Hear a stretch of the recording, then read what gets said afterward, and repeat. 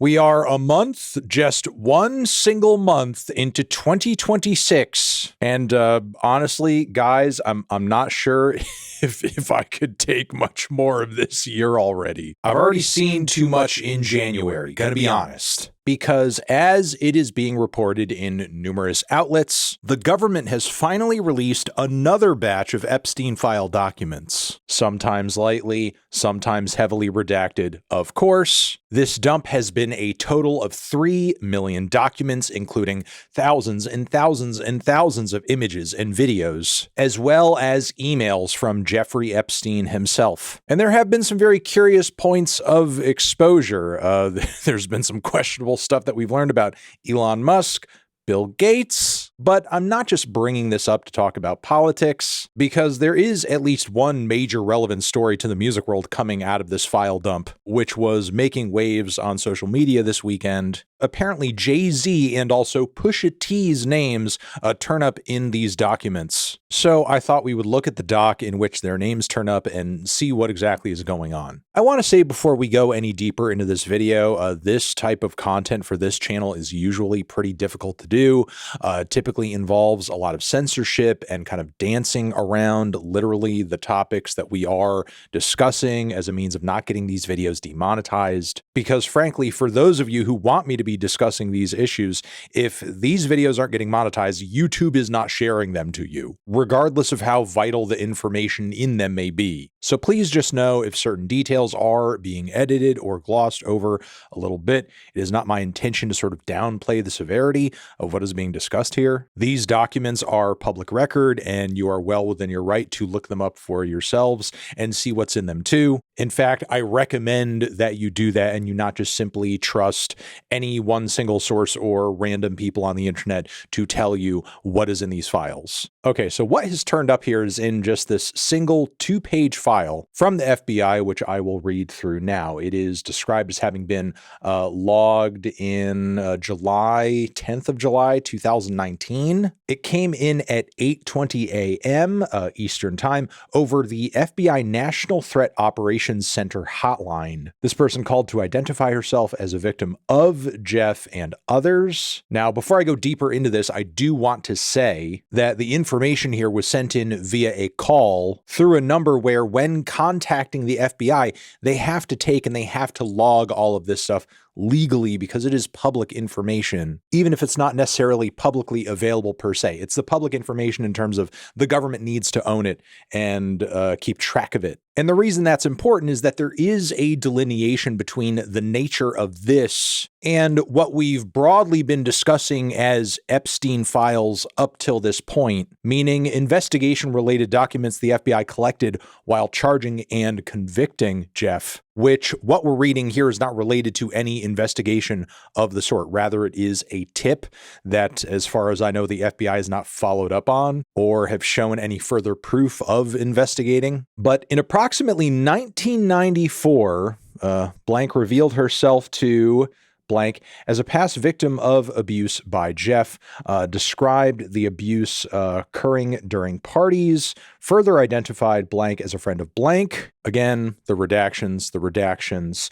In approximately 1996, blank resided with blank in blank. An unknown man abducted her from her home, whence she later awoke in the presence of Harvey Weinstein and Sean Carter, Jay-Z, while Weinstein had, I'm not going to read that out loud, but it does say here that she believed she was in Epstein's mansion in Florida. The victim estimated she was abducted on 7 occasions, awaking each time in an opulent indoor setting, not alleging it's the same setting, a different setting, or just different opulent indoor settings, or I don't know. Blank suffered from abuse on multiple of those occasions in which Epstein participated.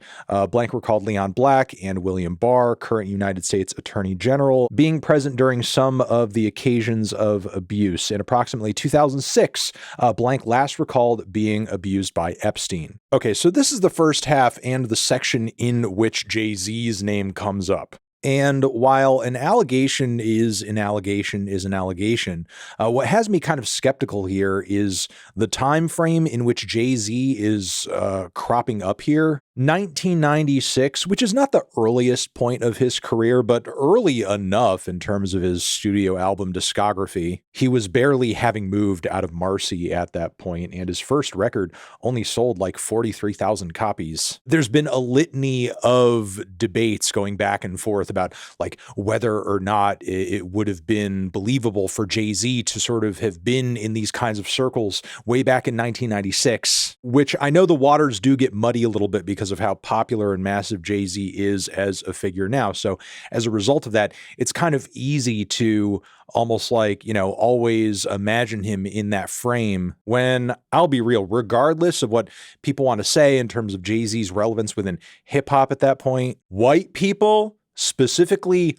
white people were not even having a hint of who Jay-Z was until Hard Knock Life dropped. That's just for real. I'll also note that years ago at this point, Jeffrey Epstein's Little Black Book, as we know it, that was packed full of celebrities and verified to be authentic. Yeah, that leaked a while ago, and there were lots of celebrity names in that black book, obviously not all of which were involved in his crimes. But I noticed from what I see, Jay-Z's name is not in there anywhere. Again, on its face, the allegation, the story itself doesn't seem like the most outlandish in the world. What leaves me wondering is the lack of a paper trail or any sort of communications. Because, as the thousands of other documents that have dropped have shown, Jeffrey was in pretty regular contact with a lot of his most famous and successful and demanding associates. The idea that Jay-Z would be doing this, but his name wouldn't be getting thrown around seems kind of strange to me. And in a way that's even kind of stranger for Pusha T, who turns up in this next page here. Same call,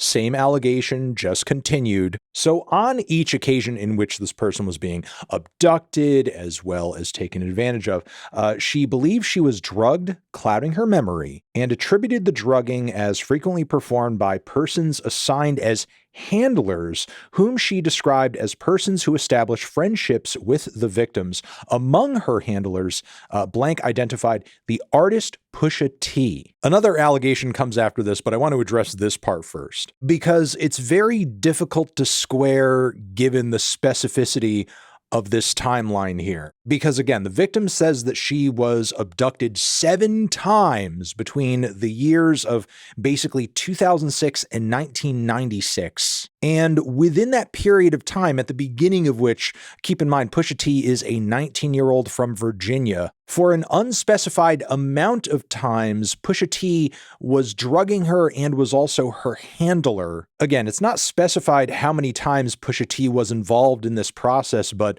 enough to be among these individuals who were seen as having established friendships with the victims. And again, that's just really confusing for me personally because I can't quite make sense of how this would work in the earlier portion of this timeline or even the latter portion. Because do I see Pusha T as a barely legal teenager from Virginia being a full-time or part-time trafficking handler on behalf of Jeff Epstein?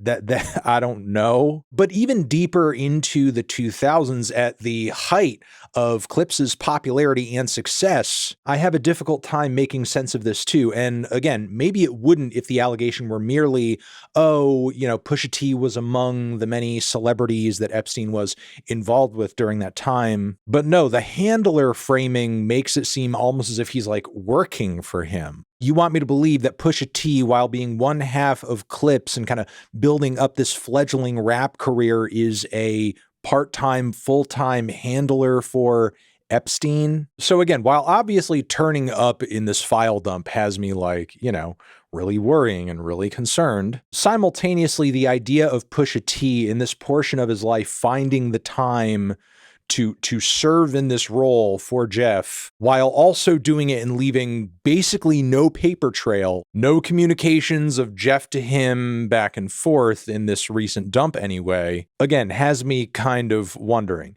It's after this another allegation comes, and the alleged victim says that she had another run-in with Pusha T, which also included Harvey Weinstein at a 2007 party. This particular occurrence seems to have nothing to do with Epstein, at least from the frame framing of this document. She just so happens to have been invited to a party by an unknown man. Pusha T and Weinstein were there, according to the allegation. She was drugged, taken advantage of. And I feel like this portion of the allegations is maybe a little bit easier to swallow, maybe because it doesn't involve anything other than a single encounter, like not an ongoing claim of some sort of handler type employment. But also, especially considering how well connected Harvey Weinstein was and how open he was about who he knew and who he commiserated with and who he worked with and who was like, you know, a part of his circle of collaborators and so on and so forth. Do we have any info on whether or not Pusha T even knew Harvey Weinstein? The alleged victim also says that she believes she was basically under surveillance and stalked at the direction of people involved in the abuse. It is also said that she confirms that she was not diagnosed with any mental illness, but again, that's by her account.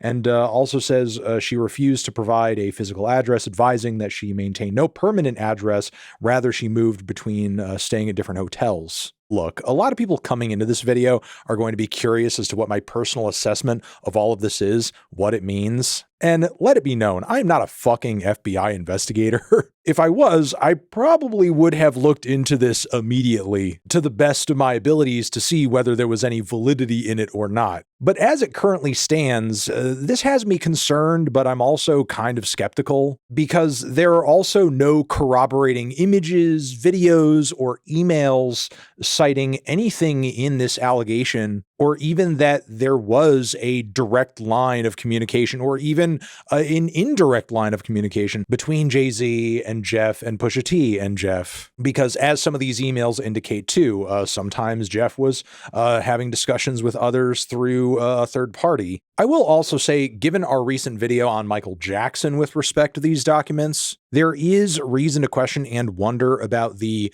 motives of the government when dropping certain pieces of documentation that involve celebrity names with regards to Epstein, because often that can have the effect of distracting people from the biggest names in the files, and also how many times Trump turns up in the files yet again, because obviously for a lot of internet users, it's way more fun to talk about celebrities. Even when in that previous document dump, there were images that involved Michael Jackson that had nothing to do with Epstein in there and were clearly worked in as a means of making Michael the story here. And while I don't think that's the same play that's being executed here, I do think there is an intentional muddying of the waters when you dump all of this documentation at once and basically act as if these images or photos of Jeff with victims or maybe people who he was connected with at this time, treating that as if it has the same level of significance as a hotline tip that there was no further investigation on and no corroborating evidence on. I'm just going to have different reads on those two things. I will also say I'm interested to see how Jay-Z or Pusha T respond to all of this, especially given that in recent years when allegations such as these have come up with regard to Jay-Z, he has been quite litigious. It would be kind of surprising to me if he did not attack this allegation with the same viciousness. And the final thing I want to say before I close this video out, the way in which this document and the story of this alleged victim here has been cynically weaponized in, of course, Stan Wars. Yes, people who already had a reason in their minds to hate Pusha T and hate Jay-Z because he made a diss track against Drake a decade ago at this point. When you have tubs of shit like Los Pollos tweeting this story out.